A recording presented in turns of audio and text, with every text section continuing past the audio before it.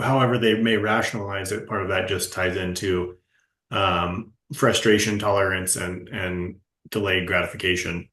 Yeah. And so, and that ties me back to something I was thinking earlier about.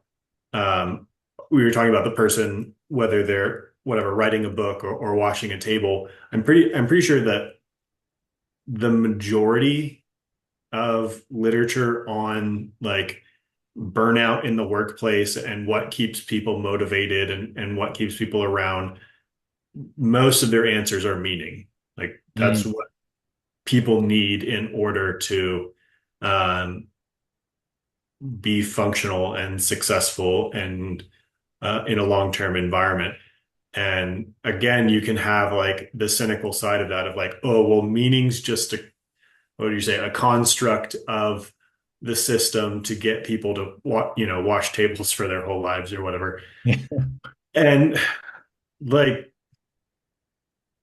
I mean that's a pretty incisive retort, and to some degree it's hard to answer directly.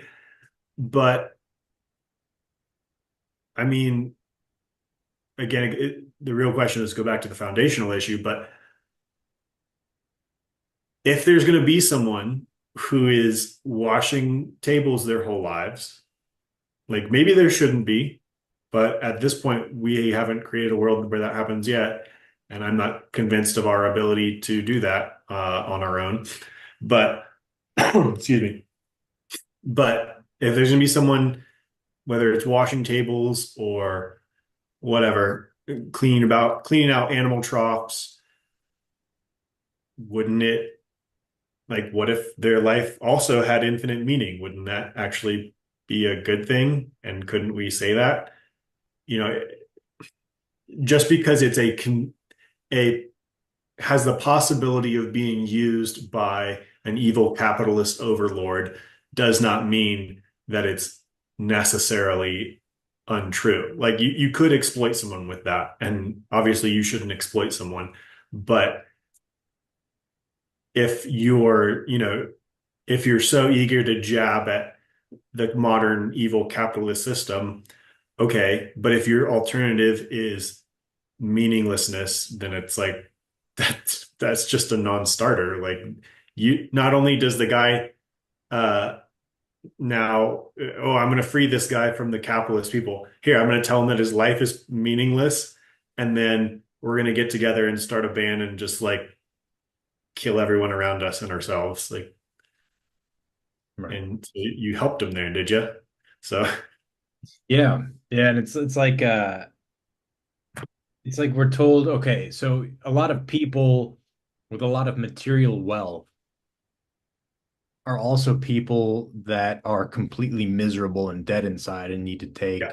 prescription pills to feel any semblance of euphoria, Mhm. or connection to anything.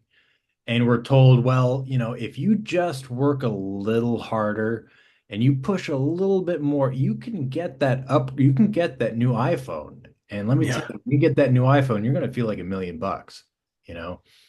And so people continue to strive for that next dangling carrot of material meaning that we now know clearly it doesn't work. So Right. finding meaning in materialism in just kind of your everyday subjective interactions with your environment might work to some extent for a small period of time, but it's not sustainable. Right. Opposed to if you go to, let's say, a country in Africa, or if you go to India, and you find somebody in a hut that's surrounded by loved ones, but they're on Yeah. the floor and they're eating gruel, and they have tremendous joy in life within them because although they might not have that materialism, they have the strong connections not only in their family, but most likely in the thought of a higher power as well that goes along with that because they don't have that materialism to take its place. So they're freely open to find the meaning within their relationships and with a higher power.